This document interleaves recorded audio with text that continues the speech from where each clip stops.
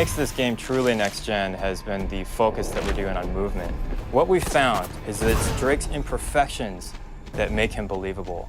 It's him stumbling, it's him not perfectly landing correctly every time. And so one of the things that we wanted to do with him is make him a kind of an everyman put into an extraordinary situation. PlayStation 3 is like, you know, allowing us to do these amazing things runtime.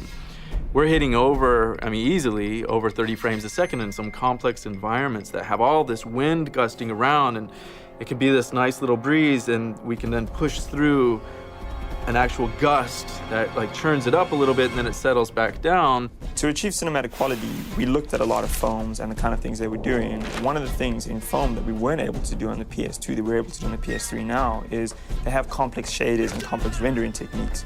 That allows us to create multiple layers of textures that we can pipe into a shader that gives us complex skin. The PlayStation 3 really opened up the floodgates for us to achieve the goals that we wanted to with the animation. We need much more CPU power than we've ever had before. And the amount of memory that we have to work with now just really allows us to have the quantity and quality that we need, especially with the layers that we're doing and all the processes that are going on right now. It just could not be done in any other way. The Rsx chip is the graphics chip, and without that sucker, you couldn't do any of this stuff.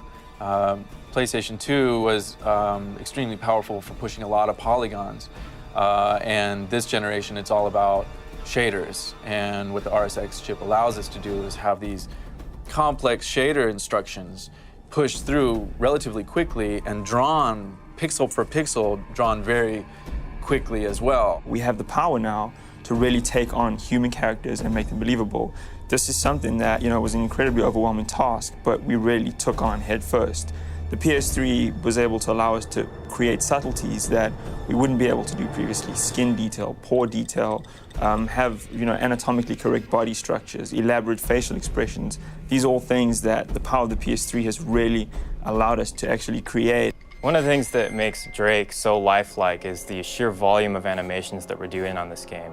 We're doing about 10 times more than we've ever done in the past, which is huge. I mean, it's a huge step, 10 times the amount of animation. Skin movement plays a huge role in keeping humans alive, and when that skin moves, it creates wrinkles. So we really knew that one way or another we had to get wrinkles in. We wouldn't be able to have dense enough geometry to create modeled-in wrinkles, so we basically figured out a technique of wrinkle mapping that generates wrinkles through textures. If Drake lifts up his brows, one brow up and the other brow down, he's going to get two different areas of wrinkles in his face based on how the muscles either expanding or contracting. That technology has really allowed us to create convincing characters that when they emote, you really get a sense for the certain poses that they're creating.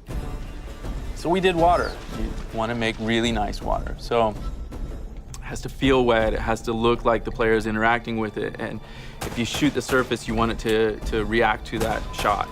If you shoot near the surface, maybe there is some sort of an impact on the soil that you also want to that wind would impact. And we get that as well. And without the PlayStation 3 and without Naughty Dog being crazy, I mean, we wouldn't be doing water, that's for sure, because it's crazy. We also spent a lot of time developing systems that allowed us to emulate muscle structure inside of the body. So when the character actually flexes his arm, there's a bicep bulge. When he moves around, his chest actually has volume and form to it. So we created underlying joint structures that actually emulated muscles, and now when Drake moves around, he has a solid mass, a solid form, and he really feels like a believable character that's there and it's tangible. A lot of the ways that we're able to tell the story is through the environment and through the other characters in the scene. Don't you guys usually just cut off a finger or something? We don't have to cut to a cutscene in order to deliver a line of dialogue or a story or things that we want to portray to kind of lead the character on and lead Drake and the player on to the bigger story that's unveiling. So all that will happen while you're playing the game.